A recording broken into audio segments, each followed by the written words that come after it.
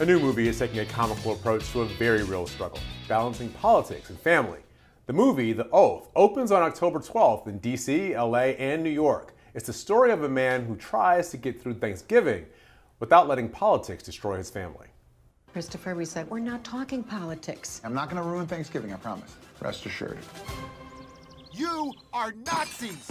My favorite thing about liberals, as soon as they're triggered, they call everyone a Nazi. Oh, shut up, Katie. No politics. You treat people who don't agree with everything you say like they're morons. Sorry to be the bearer of bad news. You're a moron. Shut up! Ike Barinholtz wrote, directed, and starred in the film. He's here with me now. Welcome to Hill TV. Thanks for having me, man. This is good. What's good? Good to see you, dude. Yeah. Looks like a good movie. It does look like Can we run the whole movie, guys? Can you just play the whole thing from start to finish? Look, we'd be happy to do it if you guys could clear it. Actually, the studio just shut it down. They said, no, not going to happen. Maybe on the next one. So, for people who don't know as much about you as I do now, yes. you have been in some of the really popular films and television of the last decade. Sure. The Mindy Project is probably where most people recognize. Yeah, definitely. Right? Yeah. Also, especially in DC, a lot of Mindy Project fans in the DC area. You know, Mindy Kaling is very popular. She's very popular. She's very likable. She's been in and out of here. Also, Blockers. One of my favorite, Sisters. Yes. My wife loves that movie. That's a sweet movie. And you wrote Central Intelligence with The Rock and Kevin Hart. Yeah.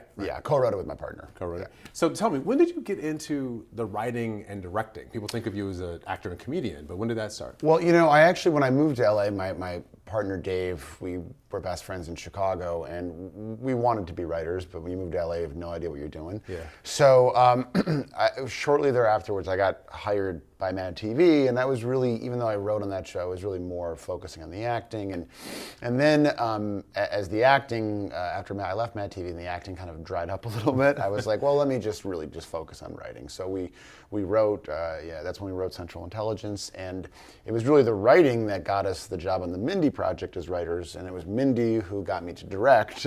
And you were doing what, like one episode a season or something like that? Yeah, I would direct, just about one episode. And when you direct an episode of a TV show, it's fun and exhilarating, but it's, you know, it's a pretty well-oiled machine, and you're just kind of a temporary cog. And I knew I wanted to direct something, you know, bigger, a film with my voice. And I started kind of going down the road on one thing, but once I got the idea for this movie, I was like, okay, I can do this movie, and that's what we did. So for The Oath, as I look at this, it seems to me like you got 3 separate tracks that are happening in this movie at the same time. Yes. Right. So it is the little bit of the guess who's coming to dinner. Sure. Because you got the interracial relationship happening. Yeah. With Tiffany Haddish. It's a little bit of the holiday family hijinks. Yeah. How do we get through a weekend together or a day together that Yep. we all have to sort of battle out? And then there's the political aspect of it, which is kind of like this big brother nationalism moment of this oath. So tell us a little bit about the politics here, since you're on Hill TV. Let's talk about the politics. That's right. Hill, yes. I don't know. Maybe we can cut that from the show. It wasn't my best joke. I've always been obsessed with politics. I grew up in Chicago, and I was always just kind of a wonky political nerd, and none of my friends were really into it. And in the last few years, there's been some big changes, and I think a lot of people have become more politically activated. And I was finding myself really too plugged in and kind of obsessing on what was going on in the country. And it was actually after the Thanksgiving, right after the 2016 election, and after dinner, maybe having a couple cocktails, my mother and my brother and I got in this pretty big argument about the election, and we were kind of blaming each other and whatnot. And the next morning I woke up and I thought to myself, we voted for the same person, all of us, and we're all on the same side, and we were yelling at each other. And I thought, what's going on in the country? What's going on in other tables in the country? And as I started talking to friends of mine who were going home and hearing these war stories, I knew I wanted to set a movie in that tense house the week of Thanksgiving. Mm-hmm. I needed some kind of looming government crisis. And I conceived of this loyalty oath. I wanted it to be something that was, you know, one side could make the argument, it's innocuous, it's like the Pledge of Allegiance, it's fine. And then the other side could be like, this is Stalin, you know? And as far as the actual concept of loyalty, that was something that, as I started reading more about Donald Trump, I knew that he was kind of obsessed with. And I was also obsessed with McCarthyism and their concept of loyalty. And there's that big Roy Cohn connective tissue that kind of connects those parties. So I really thought about it and thought, okay, this seems like it could be something that could be taken either way and can kind of blow everyone up. So here's what's funny to me about that story, the politics I get, is you talked a second ago about Central Intelligence, which just sounds like you wrote like in the 1990s, and it didn't get, or like 2000. We wrote it in like I think 2008. And it didn't get made until I think like 2015 or 16. Okay, so I can tell how long ago it was. So like, Took a long 2008. time. So it took a long time. Yeah. Now you get this movie, you get the idea in 2016 and Thanksgiving, and by Thanksgiving 2018, it's in the theaters. Stardom must be good, brother. It was.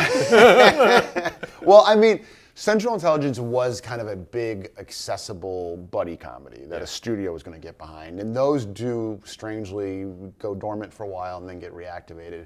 But this one was something that I wrote by myself, and I knew it was a timely story. And I knew it was timely because things that were happening in real life were echoing. You know, there was, the president had this kind of perverse cabinet meeting early on where they all went around in a circle and were like, I'm proud and honored to work for you. And then he, pinned down Jim Comey shortly thereafterwards. I did the same thing with you outside. Before I know, and I thank you for didn't doing mind that. it. But you make everyone do that. So, yeah, you guys are lucky. We are all lucky and honored to be here with you. But we knew that it was timely, and once I wrote it, and the guys that produced this also produced Get Out, Black Klansman, and I think they recognized that there was an urgency to getting this made, so we moved fast. So you say the guys. One of those guys is Jordan Peele. Well, actually, right? No. It's actually the company's called QC, and Okay. it's a guy named Sean McKittrick and Ted Hamm and Ray Mansfield. But Jordan, who's been... Well, you've known Jordan since your Chicago days. I've known him since the 90s, Yeah. and he was one of the first people to watch this movie, and he had such great notes on it, and he's kind of like a producer behind the scenes, but he's not getting paid for it. Let's just make that clear. Right, for the record. Let's make sure record. IMDb knows. Yeah, no. So you have worked with some of we talked about The Rock, we talked about Kevin Hart, but you've worked with some of the biggest women in comedy Yes. that there are. I mean, Tina Fey and Yep. Amy Poehler. Mindy Kaling. Mindy Kaling. We just talked about Tiffany Haddish. Yeah. And so has that been a creative choice for you to partner up, or has it just sort of worked out that you've had these opportunities? I think it's just kind of worked out. I grew up in a house with a very strong feminist mom, and my dad truly loves women. And I think it's a situation where I think once one famous woman takes a chance on you, like Mindy took a chance on me, I think you kind of see the playfulness and the interaction we have, and there's also a safety there where, I'm sure, even though I've known Tina for longer than Mindy, I'm sure Tina called Mindy and it's like, he's not a total creep, right? Right. I mean, he said, no, he's the perfect amount of creep. Well, these days you really got to. You really do, absolutely. And so I do feel like I've been so lucky to just kind of keep landing in these projects with these just amazing women. So Tiffany Haddish. The best. Obscure actress. I plucked her out of nowhere, and she's my gift to the world. You and Jada Pinkett. Yes. Yes. So Tiffany always. Haddish, what was that like working with her? I have been a huge fan of hers since I saw her in the film Keanu with Jordan and Keegan, and I just thought she was so great. And I remember thinking she would be a great wife for me in a movie sometime. And right when I started kind of breaking the story, and I knew that the kind of the center of it was this couple, I was like, oh, it's got to be Tiff. And I met with her, and it was right after Girls Trip came out, and she started to blow up. But she read the script, and she's like, I've never seen this movie before. This is happening now, and she said it made her heart sing. and so she said yes, but I was so worried that we were going to get the call. Hey, she's in the new Star Wars. She's in Right. Germany for a year, but she, God bless her, she showed up every day, and she just brought so much, not just to the part and to the movie, but to the actual set. And she's just a national treasure. Did she teach you how to do the Tiffany dance? Come on, let's do the. I think it's like a little more shoulder. It is a little more shoulder. You got to get. Exactly. But yeah, I couldn't be happier to see someone take over the world because we need her. Yeah, for sure we do. Yeah. More happiness. You mentioned a second ago you knew Barack Obama back when you guys were in Chicago. Well, we're Midwesterners, Yeah. and I used to play basketball at this gym in Chicago, and for years there was a guy, just skinny dude. I think we call him Skinny Dude. and really nice guy, and pretty good at basketball. And I asked him one day, I was like, what are you, a politician? And he was like, yeah, I'm a state rep. And I just didn't care because I was just like focused on the basketball. But yeah, he did. He went up for a shot one time, and my partner, Dave, we grew up together, and he went up and he hacked him. And Barack came down and pointed his finger in his face, goes, don't you undercut me, kid. Don't undercut me. And there might have been a couple F-bombs in there. So every time when he was president, every time he'd be on TV, I would just text my friend, don't you undercut me. But it was pretty cool. I hope to get to meet him one day. I'm sure he remembers playing basketball with me. I mean, how could you not? I'm sure he did.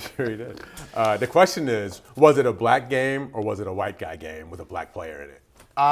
It was probably the mix was probably 70-30 white.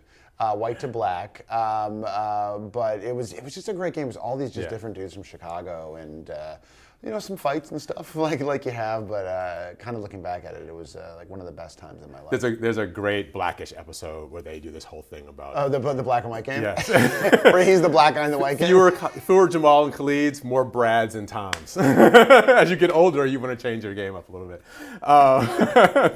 Thanks for coming. That's good. I'm glad you're here. Thank you so much for having me. I appreciate Good luck it. with the movie. Thank you, sir. All right, we'll see you, and we are going to come right back with more of Rising and Hill TV right after this.